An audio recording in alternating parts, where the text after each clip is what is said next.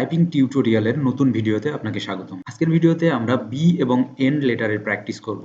বাঁ হাতের index finger দিয়ে আমরা বি টাইপ করব এবং ডান হাতের ইন্ডেক্স ফিঙ্গার দিয়ে আমরা এন টাইপ করব। চলুন ভিডিও শুরু করা যাক।